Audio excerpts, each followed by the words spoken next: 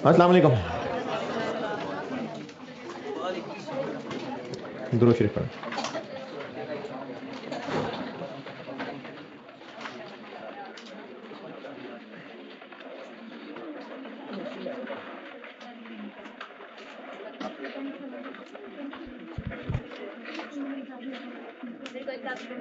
क्या जी?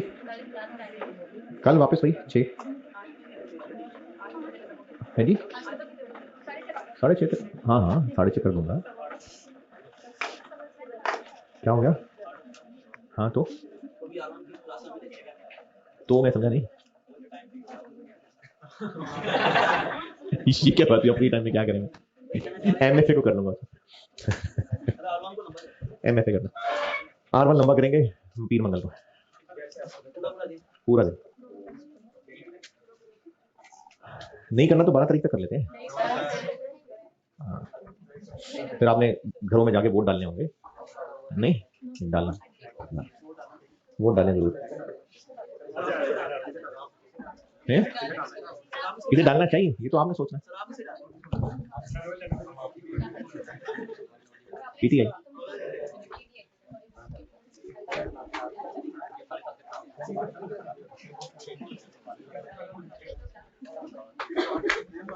मैंने 2 हिस्से किए थे शुरू में। एक था इन्वेंट्री ऑर्डर क्वांटिटी से रिलेटेड डिसीजन, और एक थे डिसीजन इन्वेंट्री लेवल से रिलेटेड। तो ऑर्डर क्वांटिटी बस बहुत है, और मेरे ख्याल में शायद हमने सारे ही कर लिए सवाल, कुछ छोड़ा नहीं है, मेरा ख्याल है नहीं छोड़ा। ऑटो 23 तक भी सब कर लिए हैं। कोई बहरहाल अगर बचा कुचा रह गया वो पुरानों में से, तो वो हस्बे तौफीक किसी ने करना हो तो कर लेना, लेकिन ऐसा होता नहीं है कोई। इन्वेंट्री लेवल्स,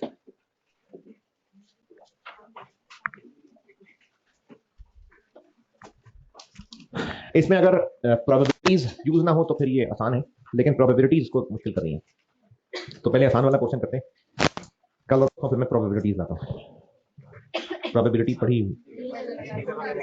हाँ। इन्वेंट्री लेवल से रिलेटेड डिसीजन। अच्छा, इसका कॉन्टेक्स्ट ये है, ओक्यू वाले डिसीजन का कॉन्टेक्स्ट क्या था? हम साल के शुरू में खड़े थे और डिसाइड कर चुके थे कि टोटल एनुअल रिक्वायरमेंट कितनी है।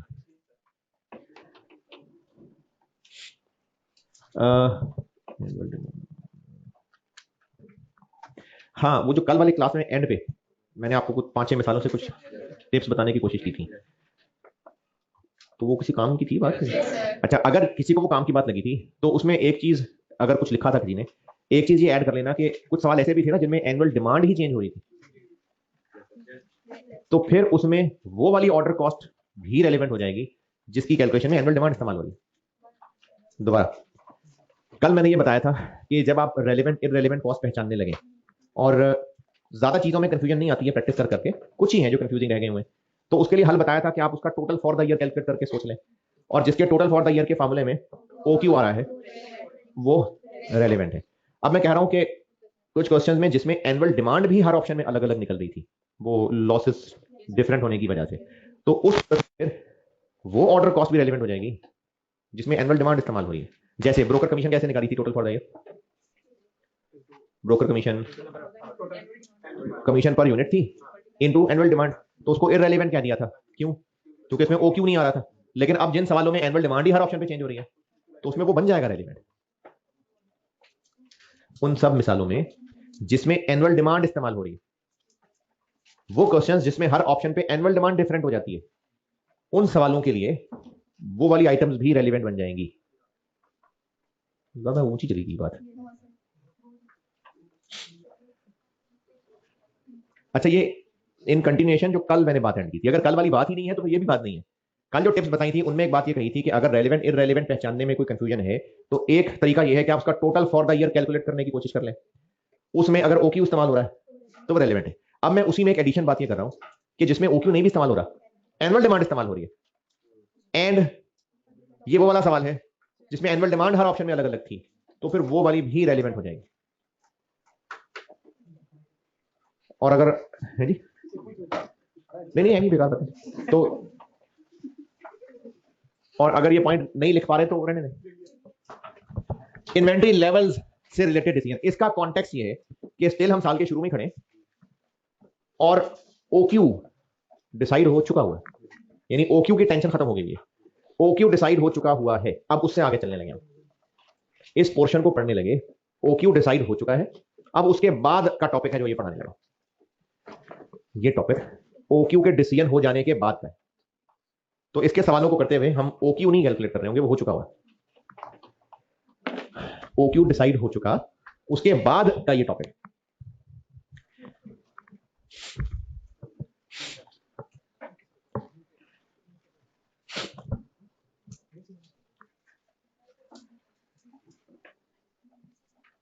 आप टॉयलेट में थे और जो है ना वो पता नहीं टंकी खाली हो गई है, तो मिसमैनेजमेंट क्या हो गई है, तो कैसे ख्याल रखते हैं इस बात का? तो अब अगर टंकी ऊपर है, सब लोग नहीं हर वक्त नहीं चेक करने जा सकते हैं? अच्छा, उस वक्त आ रहा था तो कुछ ही देर बाद खत्म हो गया फिर। हाँ, मोटर एक टाइम के बाद चला देनी चाहिए। अब वो जो मोटर चलाने का टाइम है, वो टाइम ज्यादा देर बाद हो, थोड़ी थोड़ी देर बाद हो, किस पे डिपेंड करेगा कि इस्तेमाल कितना है। बिल्कुल जबरदस्त, ये हमने यहां पढ़ना है, ये यहां पढ़ना है। हाँ हाँ, ये अच्छा। इसी तरह अगर पानी ज्यादा स्टोर्ड है, नहीं ये मिसाल बदल लेता हूं, ये मिसाल बदल लेते हैं, किचन में आ जाते हैं। चीनी, दाल, ये जो घर की इस्तेमाल की चीजें हैं, जब दावत है, मेहमान आया है और चाय बनाने को कहा है और पता लगे पत्ती तो खत्म हो गई है, दुकान भी बंद है, वो पड़ोसी से ही ली हुई थी जो खत्म हो गई है। तो इसमें सही मैनेजमेंट क्या है? पहले, अच्छा पहले हर वक्त ही देखते रहे कि कितनी रह गई पत्ती। एक एस्टीमेट होता है कि कितने अरसे में ये कितनी पत्ती इस्तेमाल हो जाती है, और फिर भी एहतियातन उसका डब्बा देख लेना चाहिए कितनी रह गई है। अच्छा, अगर थोड़ी सी रह गई थी और अम्मी ने आपको कह दिया लेके आने को, लेकिन अम्मी को यह भी देखना पड़ेगा कि आपको जब कहा जाता है तो आप कितने देर के बाद लेके आते हैं, उनका उसका मार्जिन भी रखना पड़ेगा। तो अगर आप बहुत दिन के बाद लेके आते हैं, 4 दिन के बाद लेके आते हैं, तो अकलमंदी ये है अम्मी की कि आपको 4 दिन पहले कहें। ये भी हमने यहां सीखा है। तो इन्वेंट्री लेवल्स में हमने ये सीखना है कि स्टोर में, लेवल मतलब number of units, inventory levels में ये सीखना है कि स्टोर में नंबर ऑफ यूनिट्स कितने होने चाहिए, कितने रह जाए तो क्या क्या करना चाहिए, दोबारा खरीदने हो तो ऑर्डर कब प्लेस करना चाहिए। ये बातें होने लगी हैं यहां डिस्कस। एक ग्राफ बना के सिर्फ कॉन्सेप्ट समझा रहा हूं, वरना जरूरी नहीं है कि आपको ये ग्राफ समझ आना चाहिए। ये है जी 0 और ये y एक्सिस पे है इन्वेंट्री बैलेंस।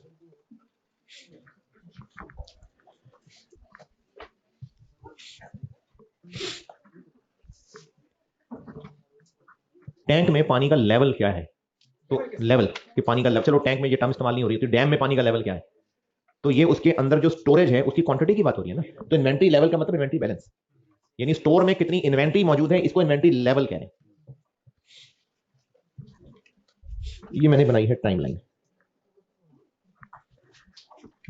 अच्छा, इस टॉपिक को शुरू करते हुए हम क्या डिसाइड कर चुके हुए?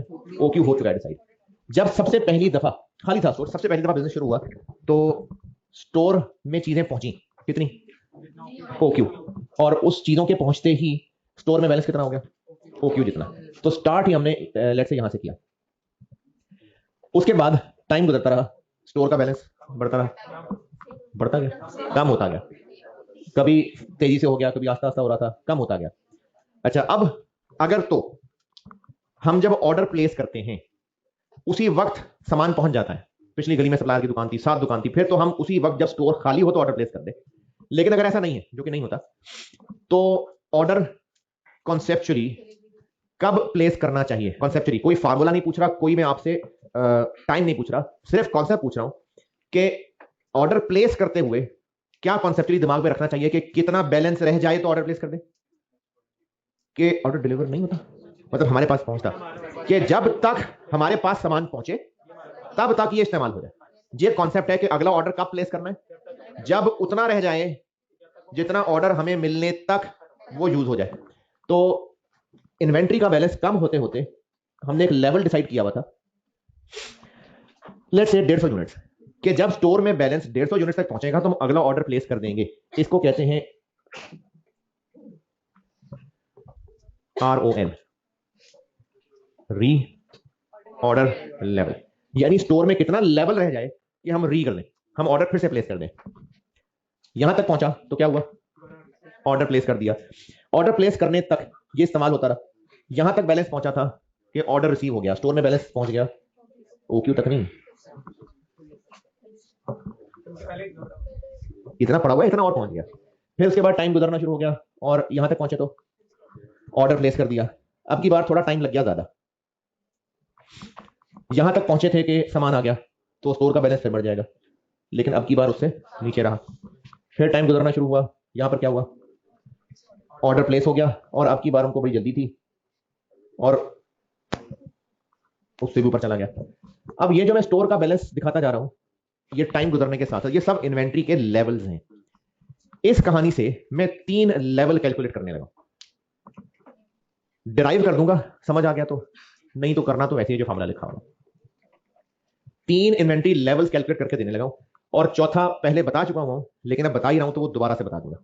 तो मैं 4 इनफैक्ट आपको इन्वेंट्री लेवल्स कैलकुलेट करके उनके फार्मूले दिख के दे रहा हूं। अगर बिल्कुल सीधा सा सवाल हुआ तो आपसे ये नाम लेके पूछे होंगे।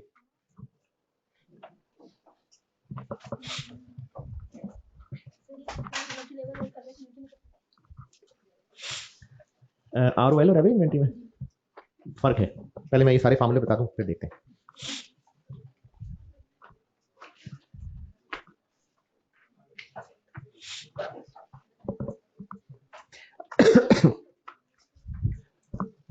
अगर ये नोट करना है तो करने, नहीं करना तो कोई मसला नहीं है।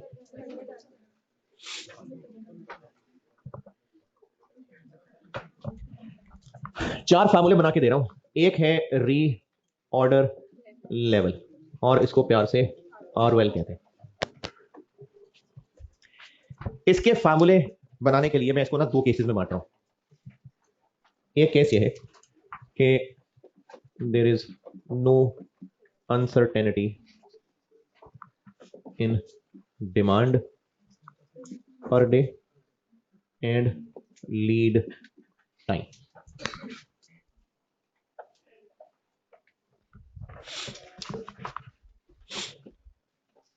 डिमांड पर डे क्या लगता है नाम से? अच्छा हाँ हाँ हाँ, डिमांड से याद आया, वो स्प्रिंग कौन सा था सवाल जो कल पूछा था आपने? ऑटम 20, वो ऑटम 23 पूछा था आपने। ऑटम 23 में ना सवाल का एक फ्लॉ था, एम्बिग्विटी थी, तो उसमें मेरे ख्याल में अगर अल्टरनेटिव भी सॉल्व करता स्टूडेंट तो वो सही माना जाता। उसमें एनुअल डिमांड लिखी हुई थी, एवरेज एनुअल डिमांड। अब ये इससे पढ़ के नहीं पता चल रहा कि ये ऑटम 22 था। अच्छा, उसमें ये नहीं पता चल रहा कि ये वेस्टेज के बाद की फिगर है कि पहले की है, ये नहीं क्लियर था। दोनों में से जो भी अजम्पशन देके करते हैं सही होता। फिर उसमें एक 250 रुपीज पर यूनिट था और कंपनी इस वक्त डिस्काउंट पे चीज खरीदा करती थी और वो ओक्यू पे जाने का सोच रहे थे। तो ये जो 250 है ये अभी की डिस्काउंटेड प्राइस है या डिस्काउंट से पहले की है, ये नहीं पता था। तो इसमें भी अजम्पशन लेके जो मर्जी करते। तो ये उस ऑटम 22 था। हाँ, तो ये उस सवाल में एम्बिग्विटी थी, प्राइस के हवाले से भी और एनुअल डिमांड के हवाले से भी। हम एनुअल डिमांड परचेजेस को कहते हैं। हाँ, अगर इसमें एनुअल डिमांड दी हो तो फिर परचेजेस निकालनी हो, फिर हम लॉसेस बस में इंकॉर्पोरेट करते हैं, फिर परचेजेस। हमने फार्मूलों में जो एनुअल डिमांड यूज करनी होती है वो हमने करनी होती है परचेजेस, और वो सारे लॉसेस इंकॉर्पोरेट करने के बाद की फिगर है जो हमने फार्मूला में एनुअल डिमांड कह के लेनी होती है। अब आगे बताएं। कस्टमर ने जैसे 1 लाख की डिमांड है तो इसे हमने नहीं, एक कस्टमर नहीं ना। अच्छा चले बोलो। और हमने इसे परचेजेस निकालनी है क्योंकि 1 लाख की डिमांड पूरी करने के लिए कितने यूनिट्स लेने पड़ेंगे, फिर कुछ लॉस भी होते हैं। अच्छा, तो उस वक्त अगर 2% लॉस होते हैं तो हम लोग लॉस से होने, मैं खुद ही 2-3 बातें बता, चले आप बोले। हम वो अमाउंट निकालेंगे कि लॉस होने के बाद 1 लाख यूनिट आए कि कस्टमर को वो 1 लाख। हाँ, तो इधर पे वही, इधर इस सवाल में ऐसा ही था ना कि एनुअल डिमांड बताई हुई थी, तो किसकी तरफ से डिमांड थी? तो लॉसेस से पीछे के 3% के साथ। तो कैसे पता चलेगा कि ये वही है? यही तो बता रहा हूँ ना कि नहीं पता चला ना। जिस सवाल में हमें क्लियरली पता है कि ये सेल्स है या इतना मटेरियल रिक्वायर्ड है तो ये नेट फिगर है, हमें लॉसेस इनकॉर्पोरेट करके जो आंसर आएगा उसको फार्मूलों में एनुअल डिमांड रखना है। लेकिन अगर सवाल में वर्ड ही एनुअल डिमांड है तो उस नाम से हमें क्लियरली पता नहीं चल रहा, तो उसके लिए फिर आपको नोट देना पड़ेगा। यही बता रहा था कि उस सवाल में वर्डिंग से नहीं पता चल रहा, तो ये सवाल की एम्बिग्विटी है। अदरवाइज अगर हम सेल से या मटेरियल रिक्वायर्ड से उल्टा चल रहे हैं तो हमें इनकॉर्पोरेट करने हैं, और लॉसेस इनकॉर्पोरेट करने के बाद जो आंसर आएगा उसको हमने फॉर्मूलों में एनुअल डिमांड कहना है। यही होगी बात कि पूछनी है अभी कुछ? मैं बताओ क्या बात है? नहीं, अभी इतनी देर से क्या बात हो रही थी? अच्छा अच्छा अच्छा, हाँ ठीक है। डिमांड पर डे, मैंने लिखा डिमांड पर डे है। हाँ, यहां से डिमांड पे चली गई थी बात। ओके, डिमांड पर डे, यहां पर अगर हम ट्रेडिंग बिजनेस है, ट्रेडिंग बिजनेस, और स्टोर गुड्स का है, और हम गुड्स खरीदते हैं, और अगर मैन्युफैक्चरिंग बिजनेस है तो हम रॉ मटेरियल खरीदते हैं। तो यहां इन सवालों में डिमांड से मुराद है जितना स्टोर से निकालना है। हम यहां पर स्टोर के बैलेंसेस पढ़ने लगे हैं, तो स्टोर में इन्वेंट्री का बैलेंस कम होगा, क्यों? क्योंकि स्टोर से निकाल लेंगे ना। तो इन सवालों के लिए डिमांड का मतलब है, इन सवालों के लिए डिमांड का मतलब है स्टोर से जो निकालना है मटेरियल। रॉ मटेरियल का सवाल है तो जो मटेरियल स्टोर से निकालना है, और ट्रेडिंग बिजनेस का सवाल है तो जो गुड्स स्टोर से निकालनी है। बस जबानी याद हो गया इस टॉपिक के लिए, यानी इस टॉपिक के सवालों के लिए। अच्छा, हो सकता है कि एक ही सवाल के अंदर ईओक्यू भी हो और इन्वेंट्री लेवल भी हो, ये भी हो सकता है। इसको फिर और थोड़ा कॉम्प्लिकेटेड हैंडल करना पड़ेगा, लेकिन अभी चूंकि मैं आपको ये सिखा रहा हूं, तो फिलहाल वो पिछले जो ओक्यू के मसाइल थे वो साइड में कर देते हैं, ताकि पहले हम इसको पक्का कर लें। फिर अगर कोई सवाल ऐसा हुआ भी जिसमें दोनों बड़ी मुश्किल मुश्किल हो रहे हैं, जो कि नहीं होता है, तो फिर उसको बाद में डील कर सकते हैं। पहले मैं आपको वो जो ओक्यू के सवालों की मुश्किलें थी लॉसेस वाली, उनको भुला के सिर्फ इस टॉपिक की तैयारी करा। तो इस टॉपिक के सवालों में डिमांड का मतलब जो स्टोर से निकालना है, डिमांड पर डे जो एक दिन में स्टोर से यूज होता है, कंज्यूम होता है। तो ये आप अपने अल्फाज में लिख लें बात, कि इस टॉपिक के लिए डिमांड पर डे से मुराद है कि जो एक दिन में हमें स्टोर से आउट करना है। रॉ मटेरियल है तो जितना यूज करना है, फिनिश गुड्स है तो जितना सेल करना है।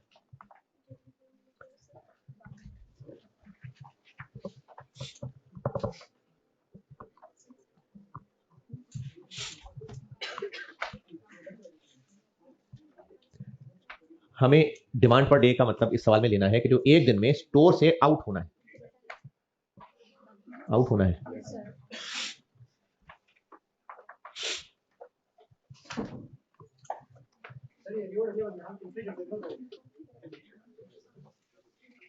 मैंने रीऑर्डर का फार्मूला लिखा ही नहीं अभी, पहले का फार्मूला लिखने से बताना। कुछ लिखने को कहा था, लिख लिया। इस अजम्पशन, अच्छा लीड टाइम मैंने पहले बताया, एक दफा लीड टाइम होता है कि ऑर्डर प्लेस करने से स्टोर में रिसीव होने तक जितने दिन लगते हैं वो लीड टाइम होता है। ये पहले कभी किसी क्लास में बताया था। लीड टाइम का मतलब है ऑर्डर प्लेस करने से स्टोर में पहुंच जाने तक जो टोटल टाइम लगता है उसको लीड टाइम कहते हैं। इस केस का क्या मतलब है? यानी हर रोज जितने यूनिट की डिमांड है उतनी ही रहेगी, और एक दफा ऑर्डर प्लेस करके स्टोर में सामान आने तक जितने दिन लगते हैं हमेशा उतने ही लगा करेंगे। ये मुराद है इससे।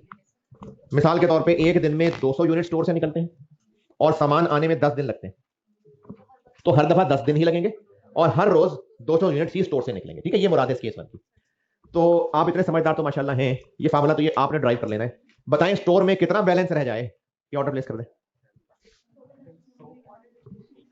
स्टोर में कितना बैलेंस बचा हुआ रह जाए कि ऑर्डर प्लेस कर दें? 2000। कैसे 2000? भाई 10 दिन लगेंगे सामान आने में, हर रोज 200 यूनिट इस्तेमाल होते हैं, तो 2000 यूनिट्स रह जाएं तो ऑर्डर प्लेस कर दें। तो री ऑर्डर लेवल होता है कि कितना सामान रह जाए तो ऑर्डर प्लेस कर दें। क्या बन गया फार्मूला? 200 क्या है? Demand per day. और 10 क्या है? Lead time.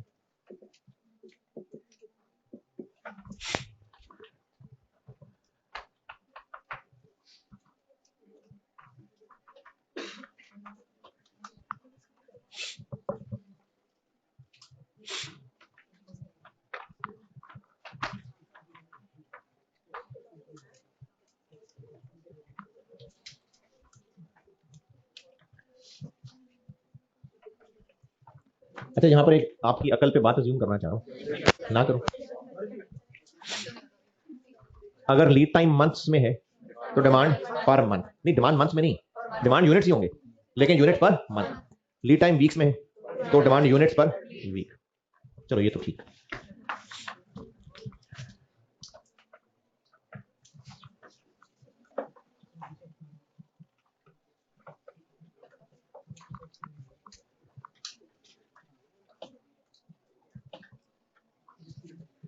अच्छा, इस अजम्पशन पे चलते हुए अब मैं ये बार बार डेज और पर डे नहीं लिखा करूंगा, यानी फार्मूला क्या बन जाएगा फिर, डिमांड इनटू लीड टाइम।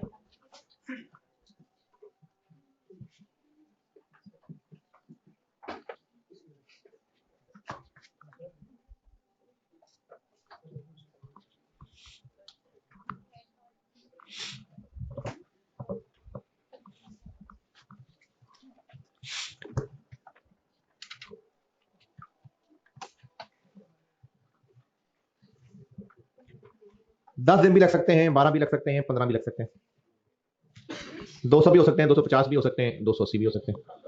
तो रीऑर्डर लेवल कॉन्सेप्चुअली इसका मतलब क्या है कि स्टोर में जब उतने रह जाएं कि जो ऑर्डर आने तक इस्तेमाल कर सकें तो ऑर्डर प्लेस कर देना चाहिए। और इस कॉन्सेप्ट के पीछे एंड ऑब्जेक्टिव क्या है कि स्टॉक खत्म हो गया तो कस्टमर बुरा भला कह के चला जाएगा। ऑब्जेक्टिव ये है कि हमारा स्टॉक आउट ना हो, स्टॉक आउट, ये ऑब्जेक्टिव है इसके पीछे। और फार्मूला जैसे भी आपने डराइव किया तो इसका कॉन्सेप्ट ये हुआ कि जब स्टोर में उतरे रह जाएं जितने लीड टाइम के दौरान इस्तेमाल हो सकते हैं तो ऑर्डर प्लेस कर देना चाहिए। यानी ये एहतियात का कॉन्सेप्ट है ना, ये बेहतियाती का कॉन्सेप्ट, एहतियात का। तो इतने दिन भी लग सकते हैं, इतने दिन भी लग सकते हैं, इतने दिन भी लग सकते हैं, इतने यूनिट्स भी हो सकते हैं, इतने भी हो सकते हैं, इतने भी हो सकते हैं। तो आरओएल क्या होना चाहिए, बताएं आंसर क्या होना चाहिए, 280 इंटू 15। तो ROL is equal to maximum demand into maximum lead time.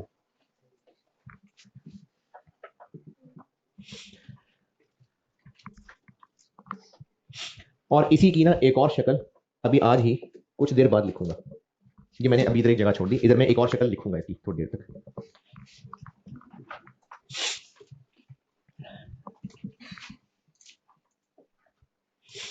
Maximum demand into maximum lead time, या इसकी एक और शक्ल भी है जो भी थोड़ी देर तक लिखता हूं।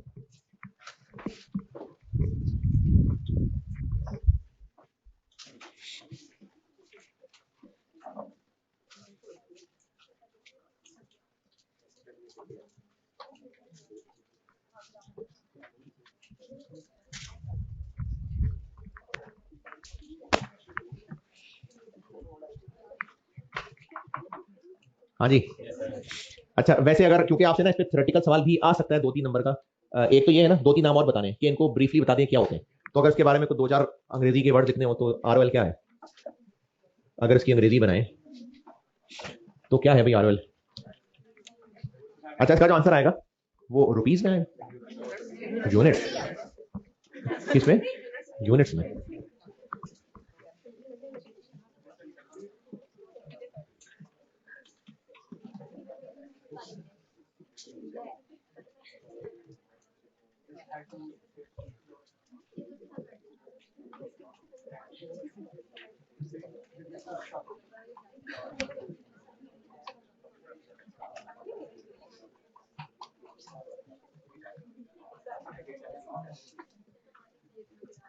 तो आरओएल जो है ना, ये वो इन्वेंट्री, ये वो उतना लेवल ऑफ इन्वेंट्री बैलेंस है कि जहां तक पहुंचते ही नया ऑर्डर प्लेस कर देना चाहिए ताकि स्टॉक आउट ना हो। स्टॉक आउट नाम से पता चला, स्टॉक आउट कि स्टॉक खत्म हो जाए, पानी खत्म हो जाए। तो स्टॉक आउट अवॉइड करने के लिए जितना बैलेंस रह जाए तो उस बैलेंस को आरओएल कहते हैं। यानी जितने यूनिट्स मंगवाने हैं वो आरओएल है। वो क्या है, वो तो ओक्यू है। स्टोर में कितने यूनिट्स रह जाएं उसको आरओएल कहते हैं।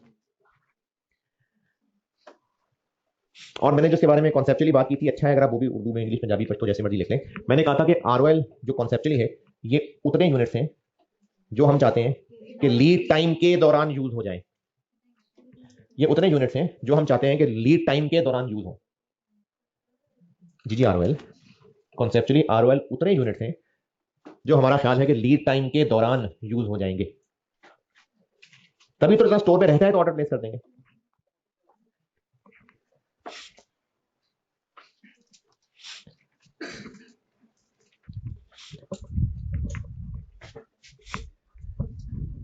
अच्छा, ऐसे ही बस समझाने के लिए है जी। हाँ, तो हो सकता है सेम रहती हो, अगर नहीं रहती तो ये है। प्रैक्टिकली ऐसा हो सकता है, कंपनी ने पॉलिसी बनाई हुई है, नहीं कंपनी ने पॉलिसी, डिमांड मार्केट में बहुत ज्यादा है, लेकिन कंपनी ने अपनी पॉलिसी बनाई है कि हमारे टाइमिंग आवर्स इतने हैं, इतने प्रोडक्शन होगी और बस 12 रश लगा रहे, हमारी रोज इतनी प्रोडक्शन होगी। तो ये हो सकता है, नहीं तो साल में तो हो ही सकता है। अच्छा, आप जो फार्मूला 2 लिख रहा हूं ना, वो मैं डिराइव कर देता हूं, लेकिन ना समझ आए तो करना तो वही है जो लिख के दूंगा। ये तो बस नॉलेज के लिए, मजे के लिए डिराइव करके दे रहा हूं बस। अच्छा है जी, हाँ पढ़नी होती है, मुझे आई अजान के बाद करते हैं अभी। ये क्या चीज है जी, ये रुपए हैं, फिर क्या है, यूनिट्स पर डे, ये क्या है, डेज। तो units per day into days, तो आंसर क्या आ जाएगा, तो ये यूनिट्स है, ये यूनिट्स है। अब बताओ उसमें इन्फ्लेशन इफेक्ट होगी? नहीं मैंने नहीं की, नहीं आपसे पूछ रहा हूं कि इसमें इन्फ्लेशन का इफेक्ट आएगा, क्यों नहीं आएगा भाई, जब रुपए ही नहीं कहीं लिखे, नहीं ना सुन रहे थे। ये है यूनिट्स पर डे और ये है डेज। अभी इस वक्त जो आरओएल है, ये मैंने सिर्फ एक फार्मूला बताया, अभी फिलहाल मैंने डिसीजन नहीं बताया, अभी सिर्फ ये फार्मूला है कि आरओएल क्या है। अच्छा, इस मिसाल में स्टोर का बैलेंस सबसे ज्यादा कहां तक पहुंच रहा है, ये वाला। अच्छा, सबसे ज्यादा क्यों पहुंच रहा है, क्योंकि नहीं, मैं जुमला बोलता हूं, क्योंकि लीड टाइम के दौरान कम यूनिट्स इस्तेमाल हुए। ये इतना नीचे क्यों है, लीड टाइम के दौरान, क्योंकि आया तो उतना ही है, लेकिन यहां लीड टाइम के दौरान ज्यादा इस्तेमाल हो गए थे और यहां लीड टाइम के दौरान कम इस्तेमाल हुआ। हाँ, लीड टाइम थोड़ा हो गया, यही है ना अनसर्टेनिटी। इस दफा कम टाइम लग गया या इस दफा कम यूनिट्स इस्तेमाल हो गए, तो मैं इन टोटल कह रहा हूं कि लीड टाइम के दौरान कम यूनिट्स इस्तेमाल हुए, तो ये स्टोर का बैलेंस सबसे ज्यादा चला गया। इस अमाउंट तक, इस पॉइंट तक पहुंचना है न्यूमेरिकली, किसको किसमें प्लस करूं, रिपीटर ना बोलना, जो पहली दफा पढ़ रहे हैं वही बताना।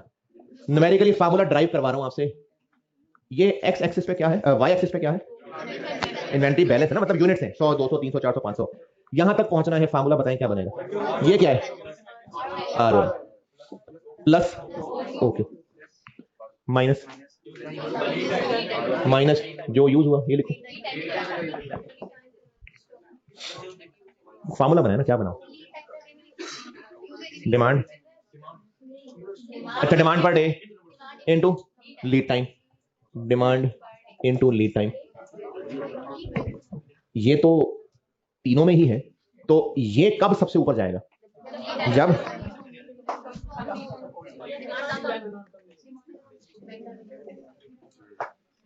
जब ये मिनिमम होगा तो ये सबसे ऊपर चला जाएगा। क्या फार्मूला बन गया, ROL plus OQ minus minimum demand into minimum lead time, इसको कहते हैं मैक्सिमम इन्वेंट्री लेवल।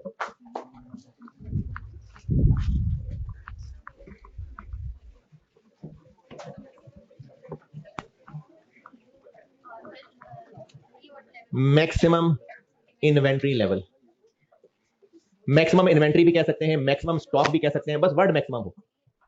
अच्छा, नाम से लगता है कि जितनी इन्वेंट्री रखने की जगह, यानी स्टोर की मैक्सिमम कैपेसिटी, तो कैसे फैसला करेंगे सबसे ज्यादा है, नहीं तो मैक्सिमम इन्वेंट्री का मतलब है मैक्सिमम कितने रख सकते हैं। अच्छा, बिजनेस को क्यों, ये बुजुर्गों ने क्यों बनाया था फार्मूला, बिजनेस को क्या जरूरत है फार्मूला जानने की। इस फार्मूले का एक आंसर निकला है, लेट्स से 25,000 यूनिट। अब सो व्हाट, क्यों नहीं बढ़ सकते, ज्यादा मंगवाने बढ़ जाएगा तो क्या, इससे ज्यादा हो गया तो नहीं, मैक्सिमम कैपेसिटी का मसला नहीं। मैक्सिमम इन्वेंट्री के निकालने की साइंस ये है कि अगर इससे ज्यादा स्टोर में पड़े हुए हैं तो उसका मतलब इन्वेंट्री ठीक मैनेज नहीं कर रहे, हम ज्यादा लाके रखना शुरू हो गए तो खराब हो जाएगी। तो ये हमारे लिए एक अपर लिमिट है, एक अलार्म है कि अगर यहां से ऊपर निकल गए तो इसका मतलब इन्वेंट्री मैनेजमेंट अच्छी नहीं कर रहे और इन्वेंट्री खराब होनी शुरू हो जाएगी, या इन अदर वर्ड्स ये कह रहे हैं कि बगैर किसी फायदे के होल्डिंग कॉस्ट बहुत हाई पड़नी शुरू हो जाएगी। तो इसको कहते हैं maximum inventory, it is the upper limit of inventory balance.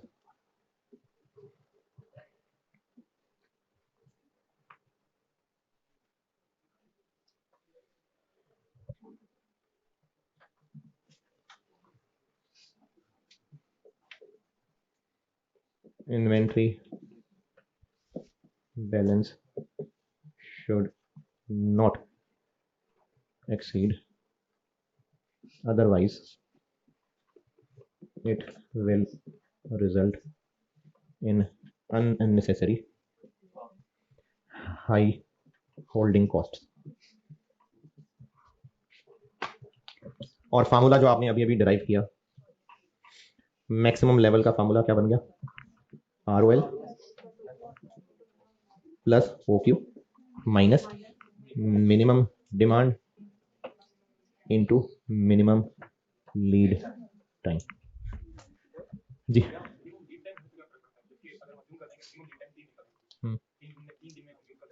नहीं नहीं नहीं, लीड टाइम ये नहीं है, हम यूज कर लेते हैं। लीड टाइम का मतलब है स्टोर में सामान आने, ऑर्डर प्लेस करने से स्टोर में सामान आने तक कितने दिन लगेंगे, ये लीड टाइम है। लीड टाइम का मतलब है, जैसे मैंने इससे पहले यहां मिसाल लिखी हुई थी कि 10 दिन भी लग सकते हैं, 12 भी लग सकते हैं, 15 भी लग सकते हैं, तो सबसे कम कितने दिन लगेंगे? 10, वो मिनिमम लीड टाइम है। यानी जल्दी से जल्दी सामान पहुंच जाए और कम से कम इस्तेमाल हुआ हो, ये वो। तो इधर तक पहुंचे थे तो ऑर्डर प्लेस किया था, इतने यूनिट्स आने से पहले पहले ये और जा चुके थे, यानी दिस माइनस दिस क्या बन जाएगा? ये माइनस ये ऑर्डर जस्ट पहुंचने से पहले कितना था और ऑर्डर आते ही कितना हो जाएगा मैक्सिमम। तो ROL plus OQ minus minimum demand into minimum lead time. अच्छा, यहां पर एक और आपकी कॉमन सेंस और अकल पे चीज अज्यूम करके पूछता हूं आपसे। मैंने यहां पर ये तो लिखा ही नहीं कि ये है कि ये है, ये अनसर्टेनिटी में। क्यों सर्टेनिटी में क्यों नहीं? अच्छा चलें इस फार्मूले पे गौर करें।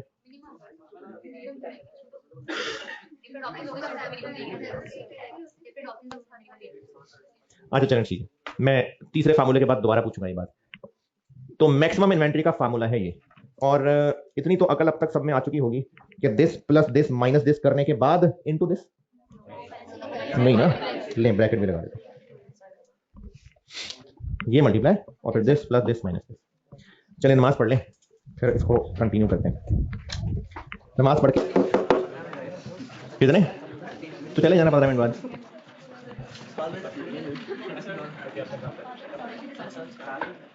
इजाजत। इस मिनिमम और मैक्सिमम डिमांड को पहचानने में कोई परेशानी है तो अभी मैंने आपको 2 फार्मूले और बता के सवाल करा दूं, फिर पूछ लीजिएगा जो जो परेशानी है।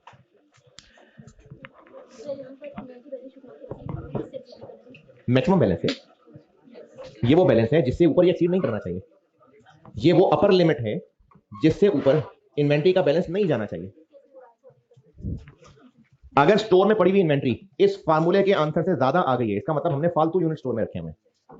मैक्सिमम इन्वेंट्री का मतलब है ये एक अपर लिमिट है, अगर इससे ज्यादा स्टोर में इन्वेंट्री पड़ी हुई है तो फिर हम सही मैनेज नहीं कर रहे इन्वेंट्री, फिर हम ज्यादा यूनिट्स लाके रख रहे हैं जिससे फायदा कोई नहीं है और होल्डिंग कॉस्ट ज्यादा बढ़ रही है, ये इसलिए निकाला गया है मैक्सिमम इन्वेंट्री। अच्छा मिनिमम इन्वेंट्री ये भी कोई होगी फिर, मिनिमम का फार्मूला बनाया क्या जी? सेफ्टी स्टॉक का क्या करना है? तो उस फार्मूले में सेफ्टी स्टॉक कहीं नहीं है। चलो नहीं है तो क्या करें? मिनिमम इन्वेंट्री, इसी को सेफ्टी स्टॉक भी कहते हैं और इसी को बफर स्टॉक भी कहते हैं। Minimum stock, safety stock, buffer stock है जी, ये वही नाम है जो पहले सुना था। अब मैं बताने लगा हूं ये कैलकुलेट कैसे होता है। ये एक लोअर लिमिट है, ये हमारे लिए एक अलार्म है, ये लोअर लिमिट है जिससे नीचे इन्वेंट्री बैलेंस अगर गिर गया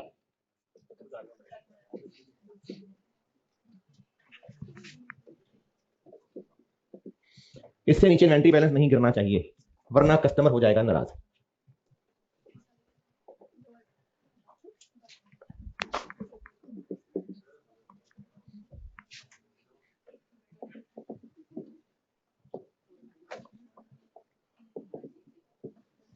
वरना इन्वेंट्री को वरना एंटिटी को स्टॉक आउट फेस करना पड़ सकता है।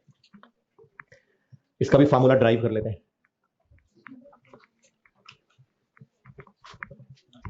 अच्छा ये अभी ये फार्मूला लिखना नहीं, मैं जो भी यहां लिख रहा हूं ना वो अभी ना नोट करना।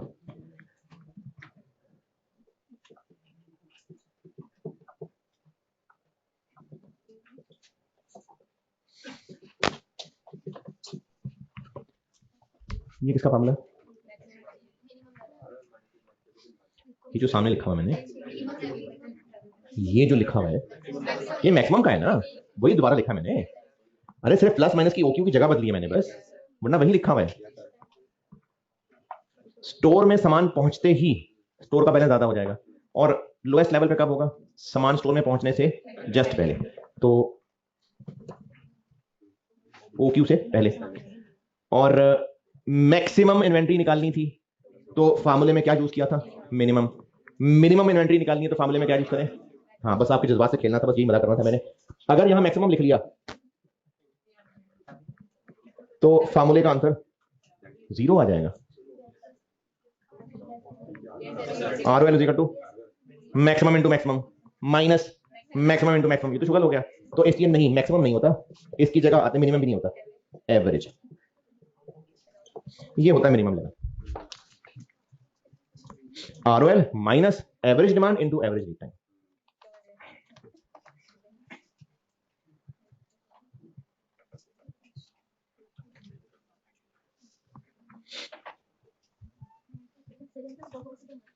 स्टॉक आउट से क्या मुराद है? स्टॉक खत्म हो जाए, जरूरत पड़े और हमारे पास चीजें ना, उसको स्टॉक आउट कहते हैं। स्टॉक आउट का मतलब होता है जब हम स्टोर से चीजें निकालने लगे और वो खाली हो, तो ये स्टॉक आउट है। हाँ पहले भी स्टॉक आउट ही लिखा था। नहीं पहले कब लिखा था? पहले कब? आरओएल उतना लेवल है कि वहां तक पहुंचते ही ऑर्डर प्लेस कर दें ताकि स्टॉक आउट ना हो। अब ऑर्डर आने में टाइम लग रहा है, अगर इन्वेंट्री का बैलेंस कम होते होते यहां तक पहुंच गया है तो और फिक्र कर लें किधर रह गया भाई स्टॉक, पता करें, क्योंकि इतने लो लेवल तक पहुंच गया, स्टॉक क्यों नहीं आया अभी तक, पता करें। अगर नहीं आ रहा तो फोन करें, फॉलो अप करें, क्योंकि अगर इस लेवल तक पहुंच गया है तो हम तो अपनी जो है वो नस्बत तेज कर देते हैं। अगर ना एफर्ट तेज की तो रिस्क है कि स्टॉक आउट हो जाएगा। अच्छा ये फार्मूला, इससे अगर आरओएल का फार्मूला बनाना हो तो क्या बनेगा? ROL is equal to average into average plus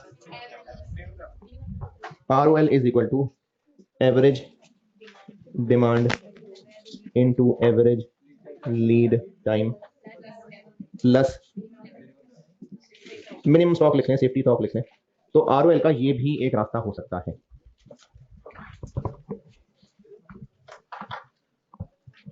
ये वो जो जगह छोड़ी थी आरओएल की, मैंने सब जगह छोड़ी थी वो, तो मिनिमम लेवल का फार्मूला ये है।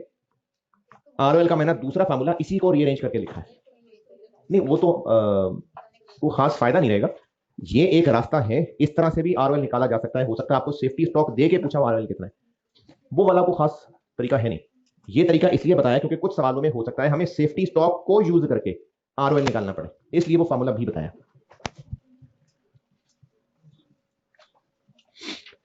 चलिए यहां तक नोट कर लें, फिर कुछ एग्जाम नोट्स बताता हूं। बल्कि ये पुराना फार्मूला है, ये मैं आपको सिर्फ यहां जब बात हो ही रही थी इसलिए दोबारा लिख रहा हूं, अदरवाइज ये पहले बता चुका हुआ हूं।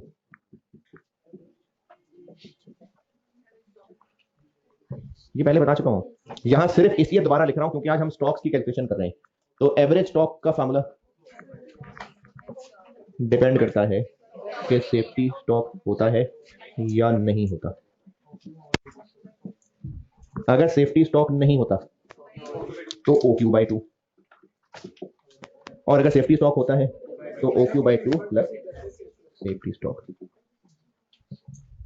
ये पहले बता चुका हूं, बस वैसे ही मैंने यहां दोबारा लिखा है क्योंकि सारे हम लोग स्टॉक की कैलकुलेशन तो कर ही रहे थे, दोबारा लिख दिया। ये हैं 4 फार्मूले और इनकी करते हैं अब प्रैक्टिस। जी अभी अभी अभी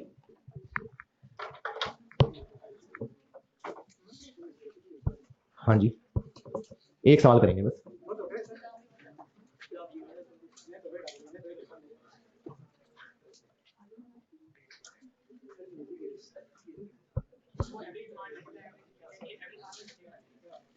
क्या बन जाएगा?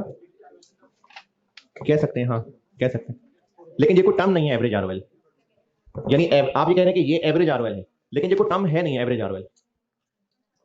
देखें इसका कॉन्सेप्ट ये है कि हमने ये किस बेस पे डिसाइड किया था? मैक्सिमम मैक्सिमम, यानी हमने एक्सट्रीम एहतियात करके ये सोचा था, लेकिन हर दफा थोड़ी मैक्सिमम टाइम और मैक्सिमम डिमांड हुआ करेगी। तो हर दफा नहीं होगा कि सामान पहुंचने तक 0 हो गया होगा, कुछ ना कुछ बचा हुआ करेगा, तो उस बचे हुए को ये कहते हैं।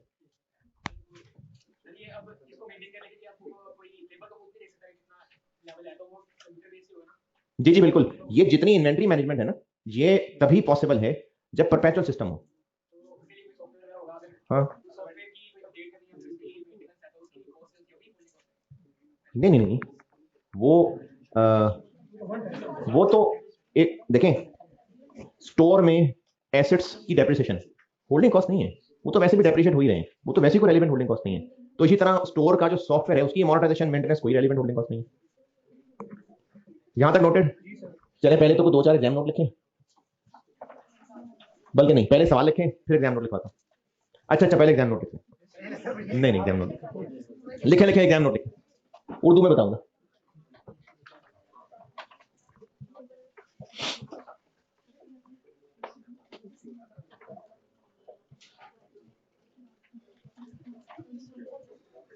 पहली बात ये लिख लें कि ये जो मैक्सिमम इन्वेंट्री और मिनिमम इन्वेंट्री का कॉन्सेप्ट है, ये है ही तब जब डिमांड और लीड टाइम में अनसर्टेनिटी।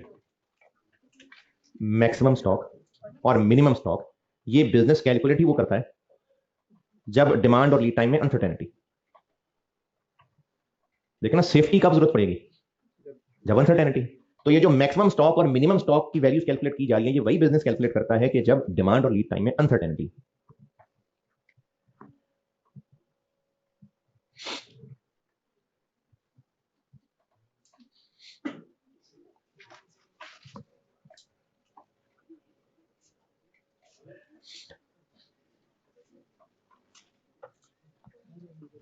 दूसरा नोट ये लिख लें,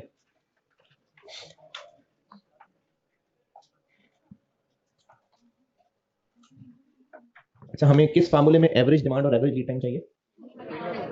इसमें। तो अगर आपको क्वेश्चन में average demand average lead time दी हुई है तो यूज करें, नहीं दी हुई तो मैक्सिमम और मिनिमम से एवरेज निकाल लें। दोबारा, अगर एवरेज लीड टाइम और एवरेज डिमांड गिवन है तो उसी को यूज करें, लेकिन अगर गिवन नहीं है तो मैक्सिमम और मिनिमम का एवरेज कर लें।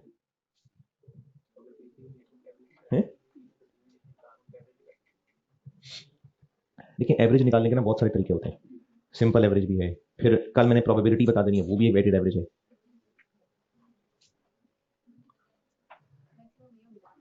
मैंने कहा है कि अगर आपको average demand average lead time दिया हुआ है तो यूज कर लें, अगर नहीं दिया हुआ तो जो मैक्सिमम मिनिमम दिए हुए हैं उनसे एवरेज निकाल लें।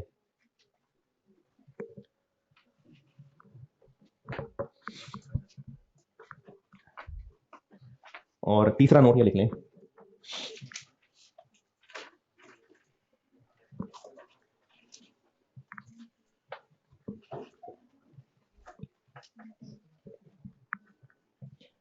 इससे रिलेटेड बता रहा हूं, स्पेसिफिकली इससे रिलेटेड बता रहा हूं कि अगर अनसर्टेनिटी है और आरओएल निकालना है तो फिर दोनों में से जो मर्जी फार्मूले लगाएं, लेकिन अगर सेफ्टी स्टॉक दिया हुआ है तो आपने इस तरह नहीं, इस तरीके से आरओएल निकालना है। दोबारा, अनसर्टेनिटी हो और आरओएल कैलकुलेट करना हो और सेफ्टी स्टॉक भी गिवन हो तो आपने ये वाला फार्मूला नहीं, ये वाला यूज करना। अनसर्टेनिटी है और आरओएल निकालना है और सेफ्टी स्टॉक गिवन है सवाल में, तो फिर ये वाला फार्मूला नहीं यूज करना, ये वाला करना।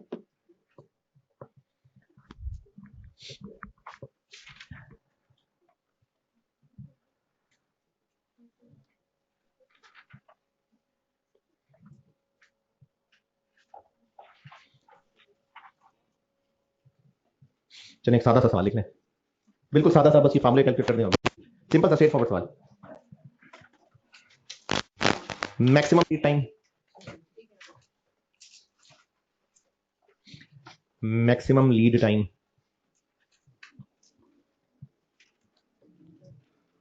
16 days, minimum lead time 10 days, average lead time 14 days। Lead time maximum 16 है, मिनिमम 10 है और एवरेज 14 है। फिर लिखिए डिमांड पर डे, जिनको लग रहा है कि 13 बनती है, भाई मेरी मर्जी, मैंने 14 दे दिया तो दे दिया। डिमांड पर डे लिखें, demand per day maximum 400 units और मिनिमम 200 यूनिट्स। मैक्सिमम 400 यूनिट्स है और मिनिमम 200 यूनिट्स है। O Q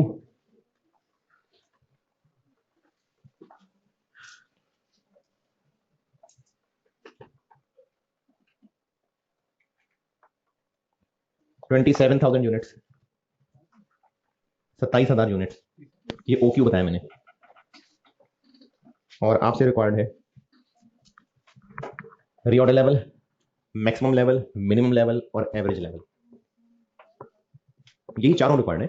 ROL, maximum inventory, minimum inventory और average inventory.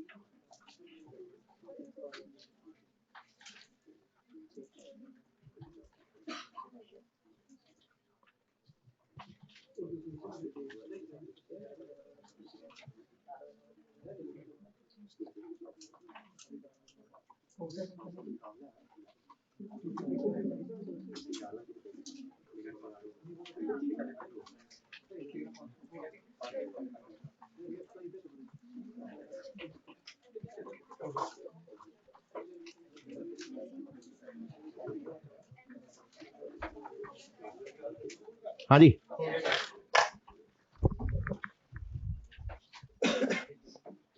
ROL, maximum demand कितनी है और मैक्सिमम टाइम 16, 6400, ये ना हुआ हो किसी से।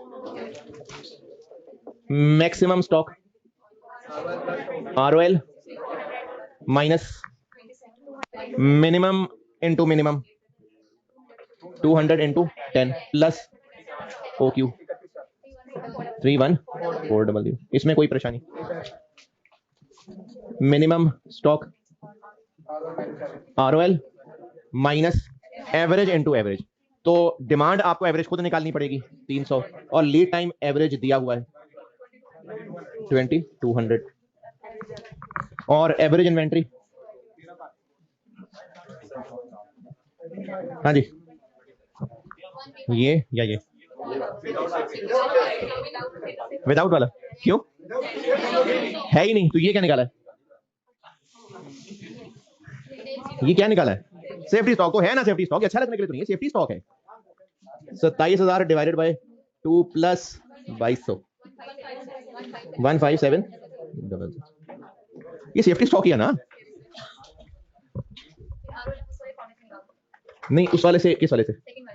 इससे नहीं, इससे कैसे निकालेंगे? सेफ्टी स्टॉक निकालेंगे तो ही निकलेगा ना। अगर यहाँ घूम के जाने मर्जी है चले जाए। वो तो मैंने कहा था सेफ्टी स्टॉक सवाल में गिवन है। नहीं अभी डिफरेंट आ रहा है। सेफ्टी स्टॉक अगर गिवन हो, ये जो सेफ्टी स्टॉक निकालने का तरीका है ना, ये बस एक साइंसी तरीका है।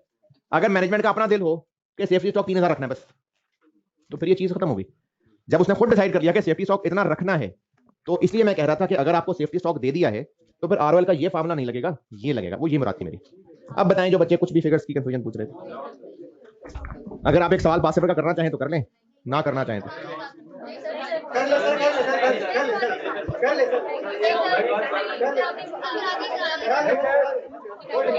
चलें। ठीक है, अल्लाह हाफिज़।